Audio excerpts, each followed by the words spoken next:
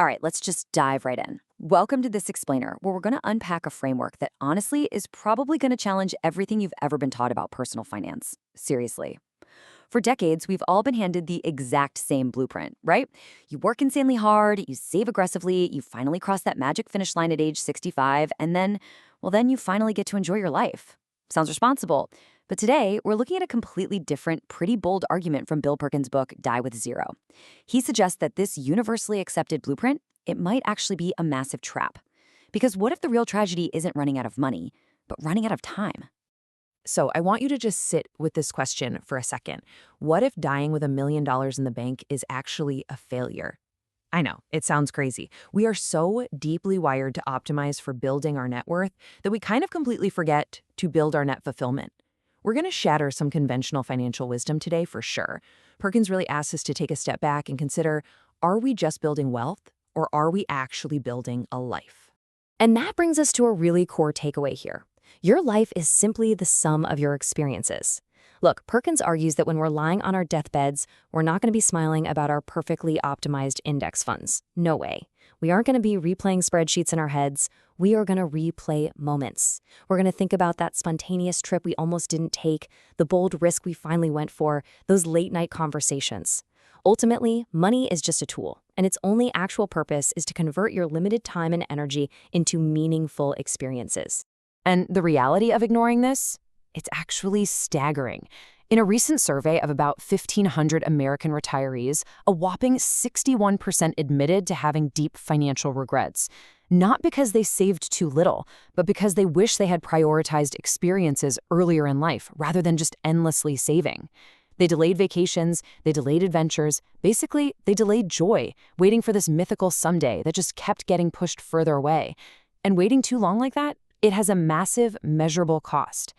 Which leads us into Section 1, Compounding Your Memories, where we look at why you should invest in experiences.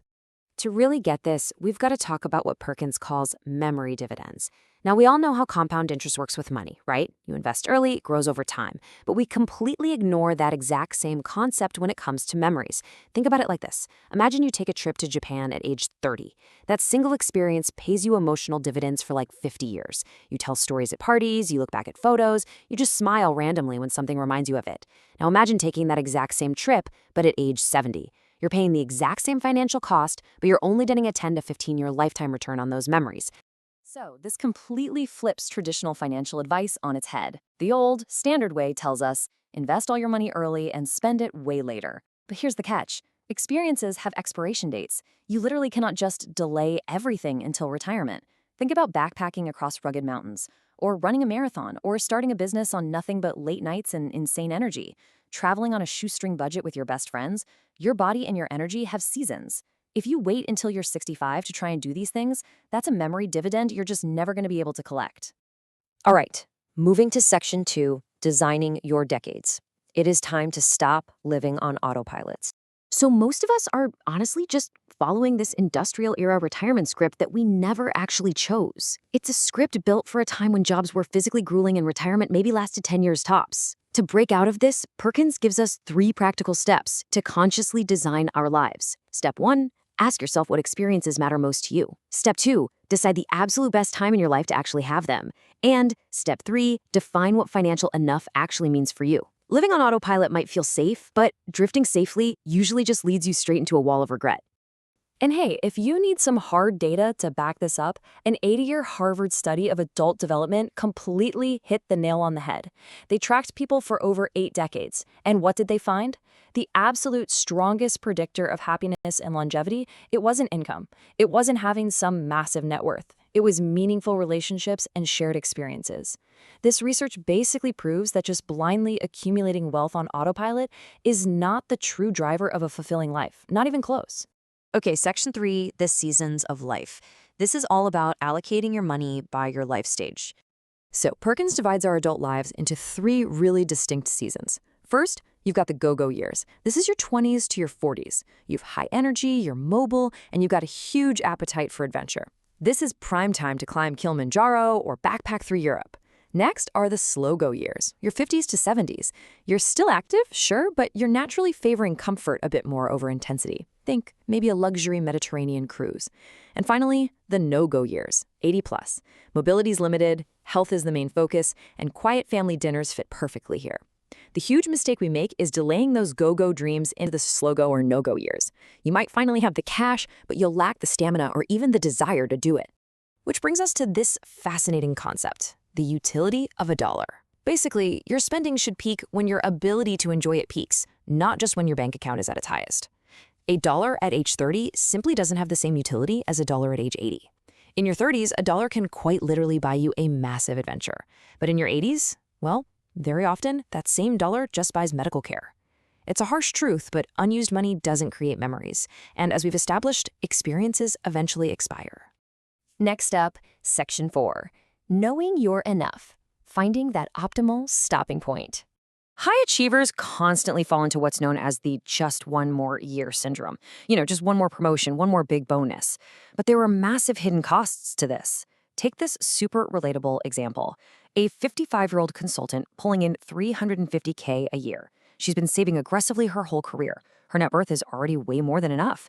But still, she considers working just one more year of grueling 60-hour weeks. What is she actually trading there? She's trading the last healthy years of her aging parents' lives. She's trading her own energy, her freedom. And for what? A slightly bigger financial cushion that she's probably never going to spend?